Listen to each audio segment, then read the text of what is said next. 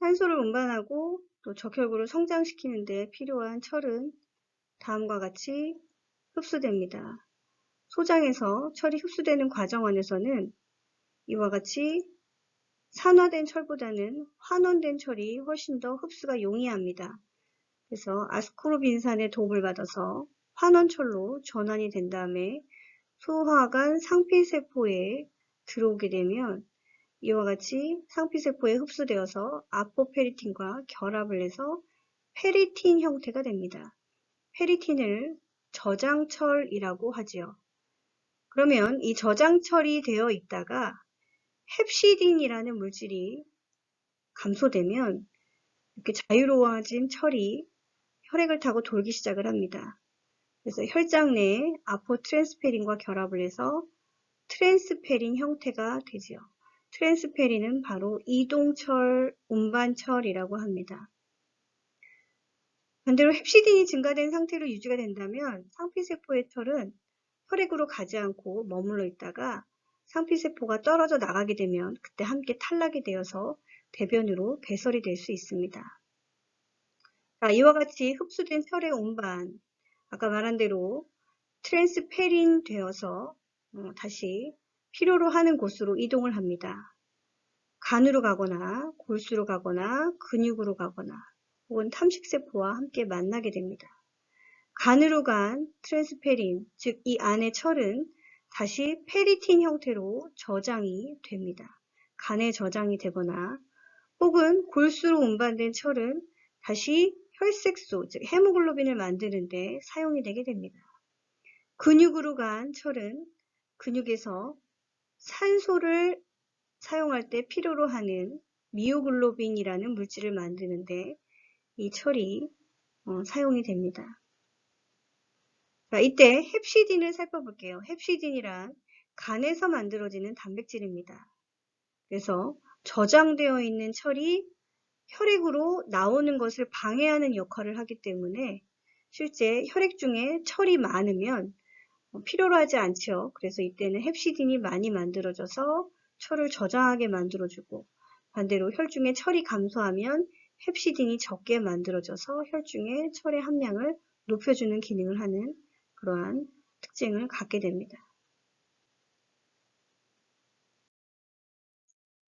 골수에서 만들어진 적혈구는 핵도 떨어져 나가고 실제 특별한 구조를 갖고 있지 않는 단순한 세포입니다. 즉 세포 내 소기관이 없지요. 그래서 증식하지 못하고 혈액 내에서 약 120여일 정도 머물러서 산소를 운반하는 혹은 이산화탄소나 수소이온의 pH를 조절하는 그러한 여러 가지 기능을 한 다음에 혈액 내에서 더 이상 필요 없다면 비장이나 혹은 간과 혹은 비장 혹은 골수 내의 탐식세포에 의해서 파괴됩니다. 이 중에 가장 크게 탐식작용을 통해서 적혈구를 파괴하는 장소는 바로 비장이 됩니다. 자, 적혈구가 파괴되면 만들어질 때와 마찬가지로 햄과 글로빈으로 다시 분리가 됩니다. 그러면 햄에 붙어 있었던 철은 빌리루빈하고 나뉘어지게 되는데 이때 철은 간과 비장에서 다시 페리틴 형태로 저장이 되거나 혹은 혈액 내에 트랜스페린과 결합을 해서 골수로 이동을 합니다. 그래서 적혈구를 다시 만드는데 재사용을 하게끔 만들어주죠.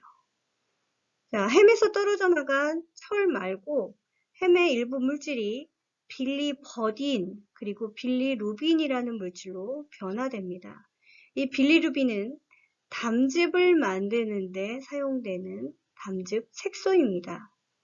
그렇기 때문에 빌리루빈을 통해서 우리가 담즙을 만든 다음에 이 만들어진 담즙은 담낭에 저장되어져 있다가 나중에 소장으로 넘어가서 소장에서 지방의 흡수를 도와주게 됩니다. 담관을 타고 담낭에서 소장으로 이동되는 과정을 가게 되겠죠. 그래서 지방의 소화 흡수에 관여합니다. 지방의 소화 흡수를 위해서 우리가 빌리루빈을 많이 만들어야 한다면 정상적인 파괴 과정을 통해서 적혈구를 통한 빌리루빈이 얻어지는 생성이 아니라 빌리루빈을 필요 이상으로 많이 만들어야 한다면 어떻게 될까요? 그렇죠. 정상적인 적혈구를 과도하게 파괴할 수 있게 됩니다. 그래서 담즙을 만드는 과정 내에 문제가 생기거나 혹은 간에 문제가 생겨서 빌리루빈의 생산량이 많아지게 된다면 상대적으로 적혈구는 많이 파괴되어지고 이로 인해서 얻어지는 건 바로 빈혈, 그리고 빌리루빈이 피부나 우리 몸의 상피세포에 침착이 되면 이것이 바로 황달이라는 증상으로 나타날 수 있게 됩니다. 그래서 빈혈과 황달, 적혈구의 파괴 현상하고 연관지어 우리가 설명해 볼 수 있게 됩니다. 적혈구가 터져나가는 현상, 그래서 안에 있는 붉은 혈색소가 밖으로 빠져나가는 과정을 우리가 용혈이라고 합니다. 용혈의 과정은 크게 세 가지가 됩니다. 삼투적 용혈, 화학적 용혈, 그리고 동물에 의한 용혈이 있습니다. 삼투적 용혈은 적혈구를 삼투압이 300ml 오스몰보다 낮은 저장액에 넣게 되면 자연스럽게 물이 적혈구 안으로 들어가게 되고 적혈구의 모양이 굉장히 거대해집니다. 부피가 증가하는 거죠. 자, 이때 만약에 적혈구가 비정상적인 모양을 갖고 있거나 노화되어서 세포막 자체의 유연성이 떨어졌다면 이 적혈구는 그것을 이기지 못하고 터지게 됩니다. 이 빵 터지는 현상을 우리가 적혈구의 용혈이라고 설명할 수 있겠죠. 화학적 용혈은 에테르 알코올, 클로로폼, 담즙 혹은 사포닌과 같이 강한 산성을 띠거나 혹은 강한 염기성 물질에 우리가 적혈구가 노출된다면 적혈구가 이렇게 쉽게 용혈되는 현상을 또 갖게 됩니다. 비슷한 작용으로 독에 의한 용혈이 있습니다. 암으로부터 얻어지는 독소나 말라리아, 병원충 혹은 독사에 의해서, 독거미에 의해서 등등의 여러 개의 독소가 적혈구 막에 가서 작용을 한다면 적혈구가 쉽게 파괴되는 그러한 현상을 갖게 됩니다. 우리가 그러면 가장 많은 용혈 현상을 보이는 과정은 바로 뭘까요? 바로 삼투적 용혈입니다.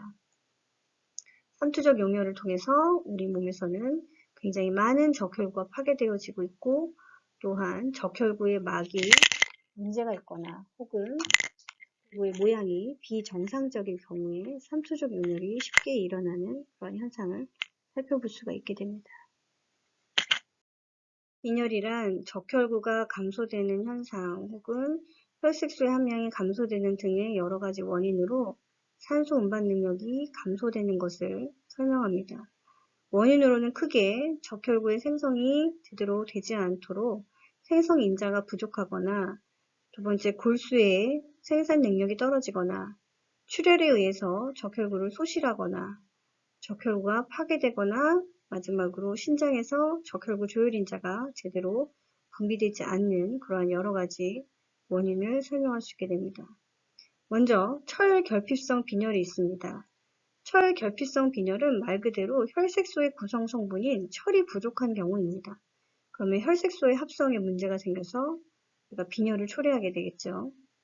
악성 빈혈은 비타민 B12의 흡수를 통해서 우리가 실제 적혈구의 성장을 초래하게 되는데 비타민 B12는 수용성 비타민입니다. 그래서 우리가 음식물을 통해서 위나 혹은 소장에서 흡수되는 과정을 거쳐서 비타민 B12가 얻어지면 이 물질이 골수에서 세포의 크기와 모양을 결정하는 데 매우 중요한 역할을 하게 됩니다. 그런데 이 비타민 B12가 제대로 흡수되지 않아서 생기는 문제라고 설명할 수 있겠죠. 비타민 B12는 아까 말한 대로 위에서 주로 흡수가 되게 되는데 위는 강한 산성인 위산을 분비합니다. 그래서 비타민 B12를 위산으로부터 보호해주는 물질이 필요합니다. 그게 바로 내인성 인자라는 물질입니다. 이 내인성 인자가 비타민 B12를 흡수하는데 굉장히 중요한 역할을 하는데 위에 문제가 생겨서 내인성 인자가 제대로 분비되지 않으면 비타민 B12가 우리 몸 안으로 들어오지 못하게 되고 또한 적혈구의 크기와 모양을 결정하는 성장 과정의 결핍을 통해서 적혈구의 핵이 분열되지 못한 상태로 세포질이 너무 많아지기 때문에 세포가 크고 굉장히 미성숙한 상태로 만들어지게 됩니다. 그렇게 되면 일단 골수에서 혈액으로 나오는 과정에서도 용혈 현상이 일어나고, 그리고 또한 나온다 하더라도 비정상적으로 운반이 되어지기 때문에 너무 커서 비장으로 쉽게 넘어가서 쉽게 파괴되고 빈혈을 유발하게 됩니다. 그래서 악성 빈혈이란 바로 내인성 인자의 부족 현상을 통해서 나타나는 거대 세포, 그리고 용혈성 빈혈이라고 설명할 수 있게 됩니다. 또한 골수의 생산 기능이 떨어지는 경우도 여기에 속하게 됩니다. 골수의 경우는 이제 재생불량성 빈혈을 초래하게 되는데, 방사선이나 혹은 약물, 바이러스 감염, 혹은 골수에 문제가 생겨서 골수에서 실제 적혈구의 생산 능력이 제대로 일어나지 않을 때 재생불량성 빈혈을 초래할 수 있게 됩니다. 용혈성 빈혈이 있습니다. 용혈성 빈혈은 세포의 모양과 크기의 문제로 인해서 나타나는 빈혈 중에 하나로, 구형 적혈구, 아까 말한 대로 너무 거대한 세포가 만들어지거나 혹은 난 모양의 적혈구를 갖게 되거나, 혹은 적혈구가 쉽게 용혈되는 여러 가지 요인에 의해서 용혈성 빈혈이 초래하게 되고, 그로 인해서 우리 몸에 실제 산소 포화도가 떨어지는 그러한 형태를 띠게 됩니다. 적혈구 조혈인자는 적혈구를 만들어내는 적골수를 자극하는 물질입니다. 그런데 이 신장에 문제가 생겨서 적혈구 조혈인자를 제대로 분비하지 못한다면 그로 인해서 또 빈혈을 초래하게 됩니다. 적혈구를 반대로 많이 만들어내는 것을 적혈구 과다증이라고 설명합니다. 적혈구의 수가 정상 이상으로 증가하는 것을 다혈구증이라고 설명하는데, 두 가지가 있습니다. 생리적 적혈구 과다증과 악성 적혈구 과다증이 있습니다. 생리적 적혈구 과다증은 환경에 의해서 변화하는 것이고, 다시 그 환경에서 빠져나온다면 제대로 적혈구의 모양이 혹은 개수가 다시 원래대로 되돌아가는 것입니다. 고산지대와 같이 대기 중에 산소가 많이 부족할 경우에 조직으로 산소 운반 능력이 떨어지게 되겠죠. 그러면 골수에서 적혈구의 생산 능력이 증가하게 돼서 많은 양의 적혈구가 만들어집니다. 과잉으로 생산해내지만 이러한 환경에서 금방 벗어난다면 다시 정상으로 되돌아올 수 있는, 그래서 생리적 적혈구 과다증이라고 설명하고, 그러나 반대로 우리가 우리 그대로 조절이 어려운 그러한 형태인 악성 적혈구 과다증이 있습니다. 혈구를 직접 생산해내는 적혈 모구 세포에 어떤 계통의 문제가 있어요. 유전적인 이상이겠죠. 그래서 유전적인 요인에 의해서 유발되는 증상으로 적혈구가 이미 많음에도 불구하고 과도한 적혈구의 증식을 유발하기 때문에 적혈구 용적률이 절반 이상으로 증가하는 형태를 띠게 됩니다. 이거는 골수가 계속해서 이러한 문제를 갖게 된다면 쉽게 정상으로 되돌아오기 어려운 형태라고 볼 수 있게 됩니다. 자, 백혈구로 들어갑니다. 백혈구를 분류해보면 백혈구 자체는 과립이 있는 과립백혈구와 과립이 없는 무과립 백혈구로 나뉘게 됩니다. 그러나 보통 이 둘 다 공통점은 핵을 갖고 있고, 그리고 일반적으로 크기는 적혈구보다 혹은 혈소판보다 훨씬 크다는 사실입니다. 이렇게 과립이 있느냐 과립이 없느냐, 그래서 과립이 있는 것을 과립백혈구, 과립이 없는 것을 무과립백혈구라고 나뉘어 볼 때, 과립이 있는 백혈구는 호중성 백혈구, 줄여서 호중구, 호산성 백혈구, 호산구, 호염기성 백혈구, 그래서 호염구라고 합니다. 과립이 없는 세포를 단핵구와 림프구라고 설명을 하죠.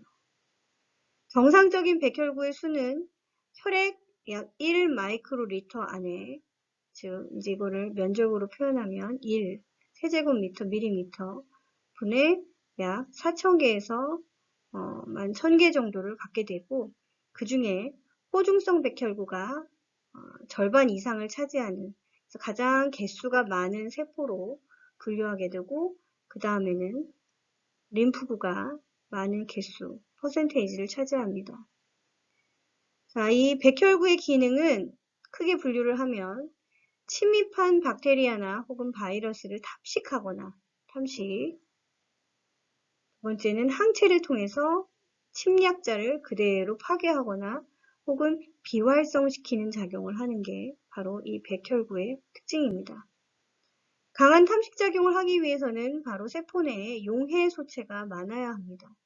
그래서 용해소체를 많이 갖고 있는 세포일수록 탐식작용이 가장 강하게 일어나거나 혹은 크기가 커서 개수가 많아서 이때는 탐식작용을 강하게 일으킬 수 있는 그러한 특징을 갖게 됩니다. 호중구는 백혈구 중에 가장 많은 비율을 차지하는 세포입니다. 그래서 세균 감염으로부터 우리 몸을 방어하는 데 굉장히 중추적인 역할을 하고 또 화학주성을 이용해서 강한 식균작용을, 즉 탐식작용을 보이는 그러한 세포입니다. 그래서 호중구 하나가 약 5개에서 50개 정도의 세균을 탐식하는 그러한 작용을 하고 탐식한 세균은 그 호중구가 갖고 있는 용해소체에 의해서 쉽게 사멸될 수 있는 그런 특징을 갖게 됩니다. 그래서 감염이나 혹은 암, 과로, 급성출혈, 수술, 심근경색과 같은 질환이 생기면 증가하는 데 반해서 대생불량성 빈혈이나 혈액암, 우리 몸의 화학요법을 통해서 감소되는 그러한 특징을 갖게 됩니다. 호산구는 백혈구의 약 2에서 4% 정도를 차지합니다. 기생충에 감염되거나 혹은 류마티스성 관절염을 갖게 되면 호산구는 증가하는 데 반해서 반대로 우리가 몸이 스트레스를 받거나 스테로이드를 많이 사용하고 과다 노출이 되면 호산구는 감소하게 되어 있습니다. 호염구는 백혈구 중에 약 1% 미만 정도 차지합니다. 호염구의 특징은 알레르기에 반응하는 세포입니다. 그래서 알레르기 반응에 관여해서 헤파린이나 히스타민을 분비하게 되죠. 특히나 호염구에서 분비된 히스타민은 가려움증을 유발할 수 있는 그러한 특징을 갖게 됩니다. 단핵구는 백혈구의 약 3에서 7%를 차지합니다. 단핵구는 백혈구 중에 가장 큰 특징을 갖게 됩니다. 실제 원래 단핵구는 처음에 만들어질 때 그렇게 크기가 크지 않습니다. 그러나 강한 탐식 기능을 갖춰야 할 때에 크기가 원래 크기의 한 4배 정도로 커지게 되죠.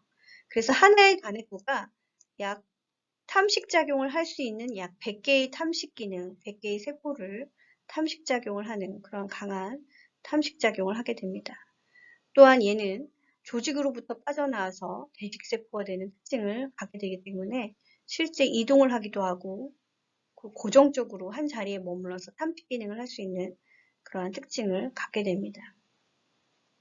림프구가 있습니다. 림프구의 경우는 성인은 백혈구의 한 30% 정도를 차지하고 소아는 훨씬 더 많은 퍼센테이지를 차지합니다. 림프구는 크게 T림프구, T셀과 B림프구, B셀로 나뉘어지게 됩니다. T셀은 세포성 면역, 즉 세포에게 직접적으로 작용하는 면역 기능을 하기 때문에 T림프구 자체가 항체라고도 볼 수 있고 B림프구는 이 세포 자체가 항체를 형성해내서 여기서 만들어낸 항체가 실제 체액성 면역으로 작용합니다. T림프구는 실제 기억세포를 만들어서 작용을 하는 그러한 영구적인 작용을 하기도 하고 실제 B림프구가 항체를 만들어내는데 도와주는 역할을 합니다. 그때 중간 역할은 바로 사이토카인이 그 역할을 담당하게 되겠죠. 그래서 실제 호중구, 호산구, 호염구, 그리고 단핵구는 원래 우리 몸이 갖추고 있는 내재되어 있는 면역 기능이라고 설명한다면 이 림프구의 T셀과 B셀은 우리가 2차적으로 그러니까 후천적으로 만들어지는 후천성 면역이라고 볼 수 있습니다. 호중구, 호산구, 호염구는 선천성 면역, 그리고 림프구는 후천성 면역작용이라고 설명할 수 있게 되겠죠. 백혈구가 뭔가 문제가 생기면 이걸 백혈구 기능 이상, 그리고 백혈구의 증가 혹은 감소로 이어집니다. 그와 같은 원인에 의해서 우리가 백혈병을 구분해 보자면 골수에 문제가 생겨서 백혈구를 만들어내는데 문제가 생기는 경우를 우리가 골수성 백혈병이라고 설명합니다. 반대로 림프에 문제가 생겨서 림프 조직이 백혈구를 만들어내는데 문제가 생기는 림프성 백혈병은 둘의 공통점은 다음과 같습니다. 실제 미성숙한 백혈구가 만들어져서 실제 백혈구의 이러한 면역 기능을 제대로 감당하지 못하는 그러한 특징을 갖는다는 겁니다. 백혈구가 탐식작용을 하기 위해서 이동되는 과정은 다음과 같습니다. 여기서는 대표적으로 호중구와 그리고 단핵구를 설명할 수 있죠. 처음에 이제 이물질이 침입하면 대식세포에서 사이토카인을 분비하기 시작을 합니다. 그 사이토카인의 영향을 받아서 백혈구 수가 과도하게 증식을 하고, 그런 다음에 혈액으로 넘어온 백혈구가 이제 조직으로 이동을 해서 탐식작용을 하기 위해 가야 합니다. 그때 대식세포에서 분비된 사이토카인이 바로 혈관벽을 자극해서 혈관벽에 백혈구를 붙게 만들어줍니다. 그러니까 조직 쪽으로 이동할 수 있도록 더 가까이 붙여준다는 거죠. 이것을 변연화라고 합니다. 그런 다음에 그 주변에 비만세포에서 분비되는 히스타민이 바로 이 모세혈관의 벽을 느슨하게 구멍을 뚫어줍니다. 그래서 모세혈관의 내피 투과성이 증가되는 혈관 내피 투과성의 증가 현상이 일어나면 이 틈을 통해서 백혈구가 이동을 할 수가 있게 됩니다.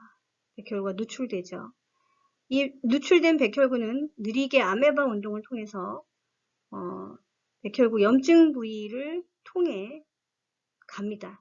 그러면 이 염증 부위를 통해 가는 과정에서 필요한 물질이 있는데 바로 이 화학 주성 물질입니다.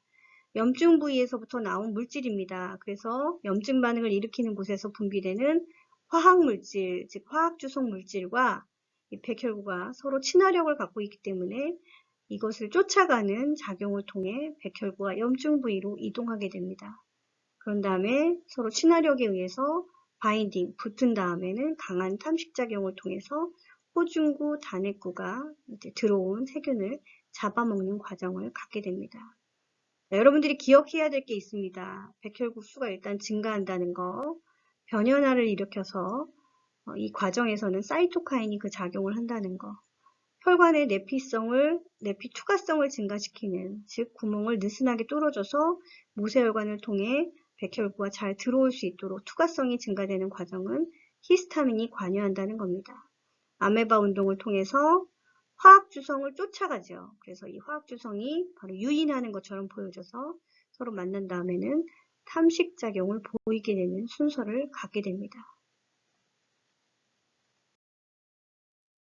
조직에서 대식세포는 머물러 있기도 하고 또 이동을 하기도 합니다. 그래서 이동하는 대식세포를 이동대식세포 혹은 고정적으로 항상 머물러서 탐식작용을 하는 고정대식세포로 나뉘어지게 됩니다. 고정대식 세포는 고정되는 조직에 따라서 형태도 다르고 이름도 다르게 각각 분류됩니다. 우리는 여기서 간에 있는 대식세포를 우리가 쿠퍼셀이라고 불러주고, 또한 결합 조직에 있는 대식세포를 히스테오사이트라고 불러줍니다. 이 둘 정도는 기억을 좀 하시길 바랍니다. 그 뇌에도 대식세포가 있어서 필요 없는 뇌세포 주변의 이상세포를 탐식하거나 없애주는 기능도 하는 뇌 대식세포도 존재하고, 또한 우리가 호흡을 통해서 제거돼야 되는 호흡 시에 폐포벽의 이물질을 제거하는 작용도 폐포의 대식세포가 감당하고 있습니다. 대식세포는 단핵구죠. 그래서 처음에는 작지만 탐식작용을 위해 커진 단핵구는 이동을 하기도 하고 고정을 해서 스스로 그 기능을 하게 되는 탐식 기능이 보여집니다.